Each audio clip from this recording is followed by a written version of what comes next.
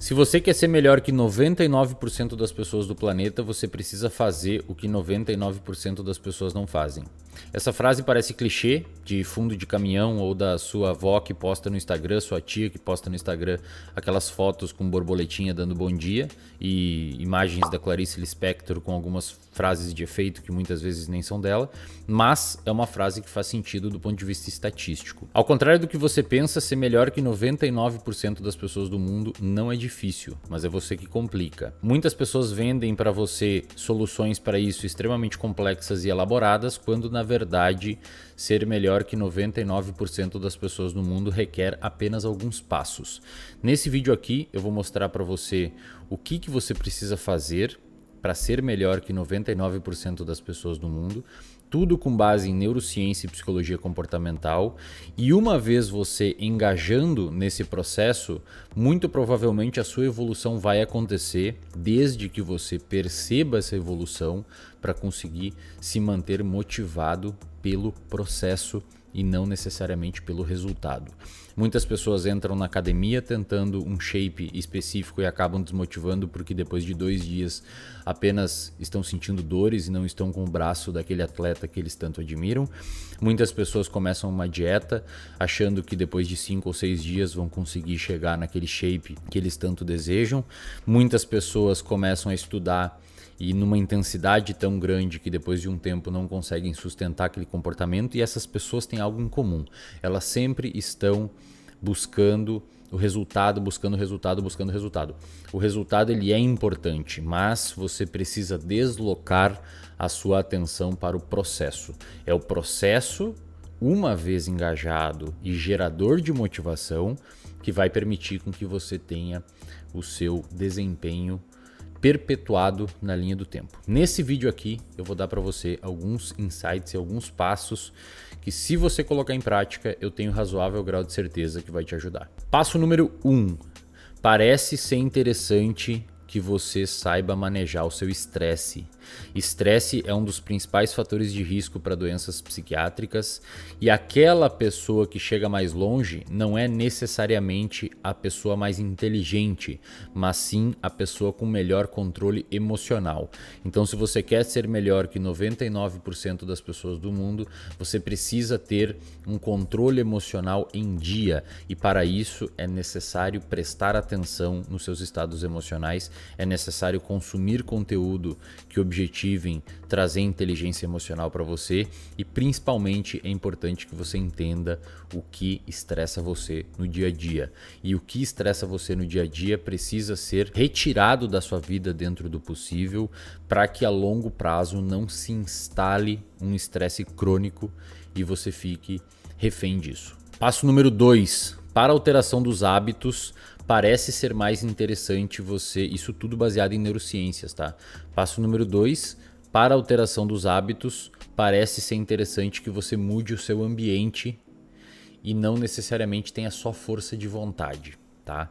Então, se você quer parar de fumar, se você quer parar de beber, se você quer parar de consumir pornografia, se você quer parar de ter alguns hábitos disfuncionais que você tem, parece ser interessante que você controle o seu ambiente, incluindo as pessoas que vivem com você. Essas pessoas que vivem com você muitas vezes são os gatilhos para os seus hábitos disfuncionais e os seus vícios. Os estudos em neurociência indicam que controlar o seu contexto parece ser mais eficaz que simplesmente ter força de vontade. Passo número 3. O córtex pré-frontal trabalha junto com regiões límbicas. Para quem não sabe, o córtex pré-frontal é uma região do cérebro responsável por planejamento e responsável pelas funções executivas juntamente com racionalização, tá? E parece ser interessante que você tenha essa região do cérebro bem desenvolvida. Essa região do cérebro trabalha juntamente com o sistema límbico, que é uma região composta por várias áreas que tendem a modular suas emoções, e essas duas regiões conversam se equilibrando. Ora você está com a região das emoções mais ativas, ora você está com a região da racionalidade mais ativa, como se fosse uma gangorra realmente. Se você tem muita racionalidade, isso não parece ser tão funcional, porque as emoções são importantes, ao contrário do que muita gente fala, para a nossa tomada de decisão. É muito difícil, por exemplo, você mudar o seu comportamento se você recebe um feedback negativo e você não sente aquela emoção negativa. Você recebe um feedback de um chefe, do seu namorado, da sua namorada, de um familiar, de algo ruim que você fez. Se você não se sentir mal com aquilo, a probabilidade de você alterar o seu comportamento não acontece. Isso é o que muitas vezes ocorre em casos de psicopatia. Então, emoções são importantes para a tomada de decisão, mas você não pode ser consumido por as suas emoções e é importante que o seu córtex pré-frontal esteja também ativo. Para fazer isso, um excelente ponto de partida é ter um diário das emoções. Um diário das emoções vai permitir com que você tenha mais inteligência emocional, visto que você está categorizando as suas emoções ao longo do seu dia. Então pegue aí, se você quiser tentar isso, e crie um diário, onde no final do dia você sempre escreve como foi o seu dia e no que aquilo impactou na sua saúde emocional. Passo número 4, o seu cérebro é plástico. Tá? O que significa isso? Ele muda conforme você se expõe a experiências. Conforme você se submete a novos estímulos, os circuitos cerebrais compostos por neurônios, que são células no seu cérebro, se alteram frente a essa nova experiência. É por isso que quando você usa droga, por exemplo, o fato de você ter usado droga pode alterar os seus circuitos de recompensa, fazendo você ter vontade de usar novamente aquela droga. O mesmo acontece para qualquer outro comportamento. Se você vai à academia, dependendo da sua experiência naquele ambiente da academia, pode ser que você tenha uma propensão a voltar ou a não voltar lá. Então, a consequência que o nosso comportamento gera, presta atenção nessa frase, a consequência que o nosso comportamento gera tende a determinar a probabilidade daquele comportamento acontecer novamente. Coloca isso em frase aqui no vídeo, editor. A consequência do seu comportamento aumenta ou reduz a probabilidade daquele comportamento acontecer novamente.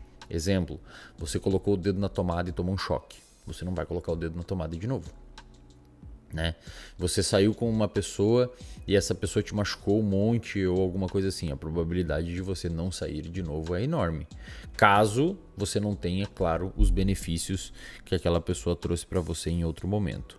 Então, você ter noção de que o seu cérebro é plástico permite com que você consiga ter um melhor afunilamento do seu comportamento para a direção que você quer.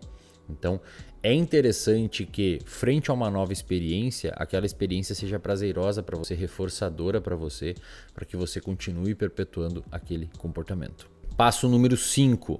Nós não evoluímos para sermos altruístas ou egoístas. Nós evoluímos para responder ao contexto que a gente está inserido. Alguns ambientes específicos podem despertar o seu lado ruim. Então tome muito cuidado com os contextos e os ambientes, incluindo as pessoas que você convive, porque essas pessoas podem despertar comportamentos que você tem que você não muitas vezes curte. Muitas vezes as pessoas, por viver num ambiente ruim, por viver com pessoas que te levam para um caminho ruim, acabam tendo comportamentos igualmente ruins, já que é o ambiente que modula o nosso comportamento e nós somos a média das pessoas que a gente mais convive.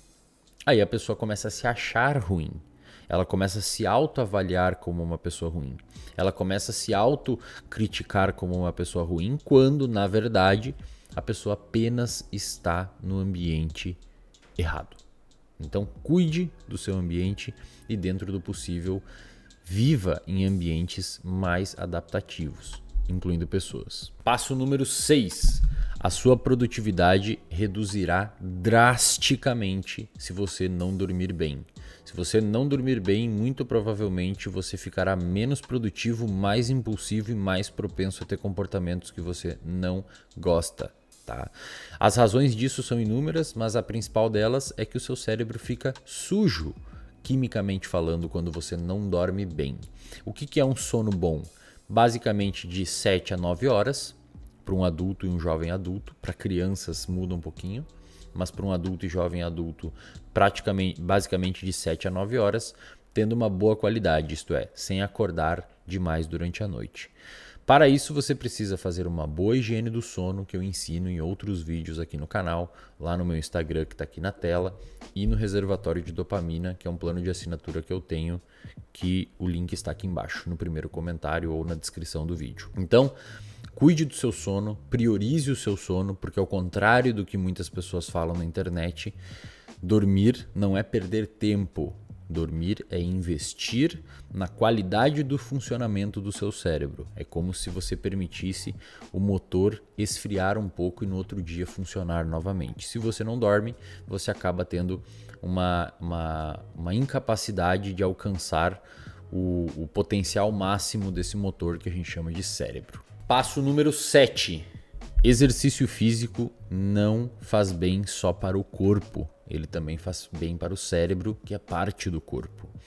Diversas pesquisas, e é praticamente um consenso dentro dos estudos em psicologia e neurociência, que o exercício físico de qualquer modalidade, mas os mais estudados são os aeróbicos, mas de qualquer modalidade, ajudam demais no seu controle emocional, na sua autoestima e na sopa química responsável por gerar as emoções em você.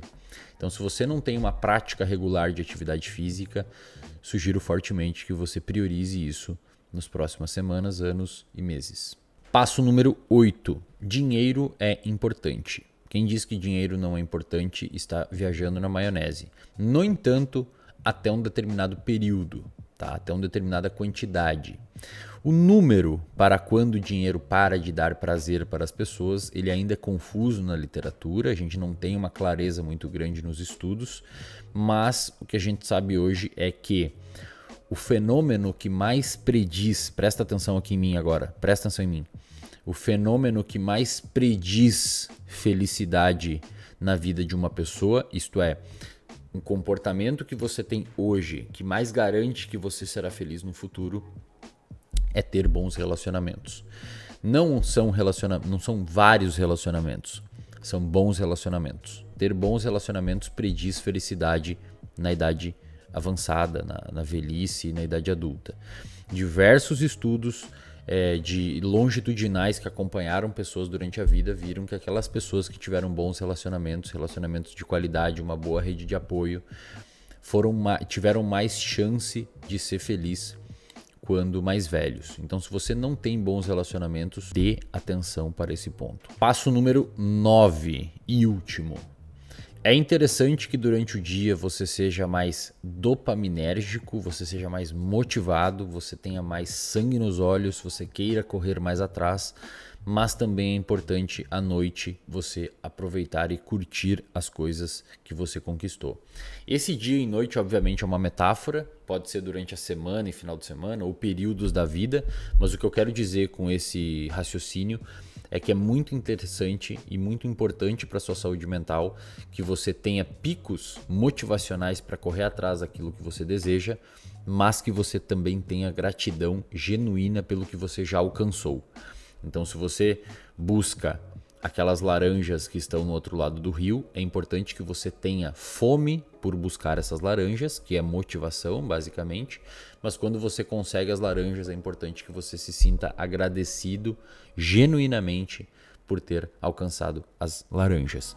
E aqui eu não estou falando de gratidão, gratiluz e não sei o que. É genuinamente você ficar feliz e se sentir recompensado pelo que você alcançou. Como vocês perceberam, não existe nenhum tipo de estratégia mirabolante para você ser melhor que 99% das pessoas. Na verdade, existem apenas indicativos que a gente tem nos estudos em psicologia e neurociência que farão com que você fique acima e à frente de 99% das pessoas.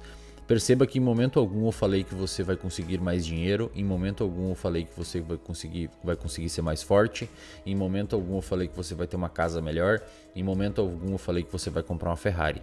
Eu apenas estou falando que ser melhor que 99% das pessoas do mundo é simplesmente ter saúde mental para você desempenhar as tarefas que trazem sentido à sua vida. Vocês ficam buscando coisas sem sentido e a vida fica vazia, mesmo muitas vezes com dinheiro. Então, se você quer ser melhor que 99% das pessoas do mundo, basta você entender que a satisfação está nas coisas simples.